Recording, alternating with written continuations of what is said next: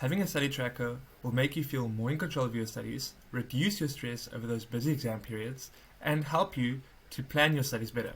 So let's jump right into it. So here I just took a screenshot and added some annotations. Feel free to take a screenshot and save this for future reference if you wish.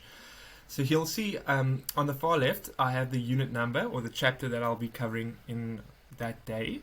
Then I'll add in under Rep 1, my first column would be the date that I actually cover that content. So I don't really pre-populate this. I don't say tomorrow I'll be covering Unit 2 or whatever. I just populate it as I cover that unit. So if today I decide to study Unit 2, I'll put in Unit 2, 11 April. My theory rating would be a score out of 5. So clearly I gave myself a 4 here, so not too bad.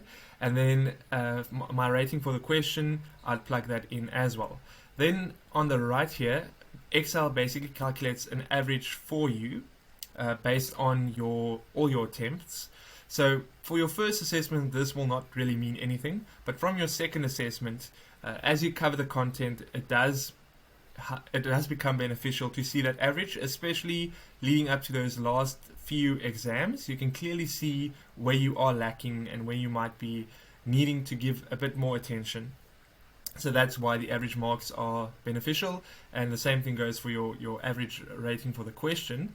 And I conditional formatted these cells, so you'll see this one became red because it's below 2.5, which is basically 50%. So anything below 2.5 would be highlighted in red for you to focus on.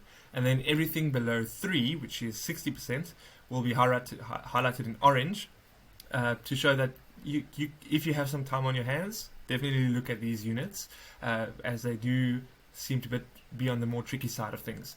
Then on the far right, I have a theory and a question bank column. So QB stands for question bank. You can change this up as to fit your needs.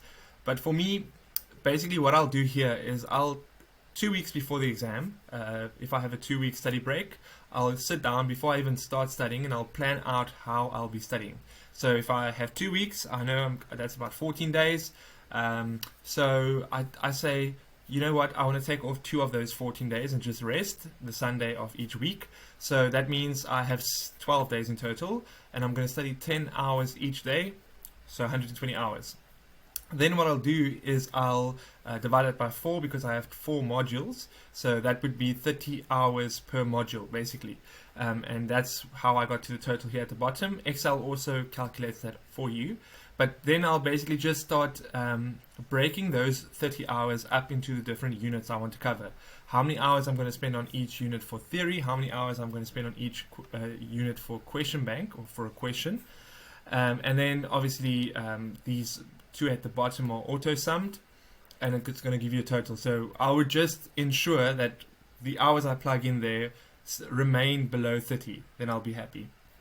So then just jumping to what it will look like. So this is the Excel you'll be able to download on your side, and then it's clean, so you can just plug in everything you need, and you'll see I have 4 tabs at the bottom here.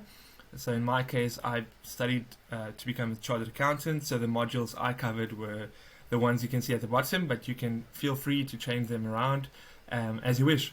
But yeah, that's basically the gist of it. I hope that helped, and I hope this helps you guys to stay ahead of the curve and keep on top of your studies. And all the best for the year. Thanks, guys.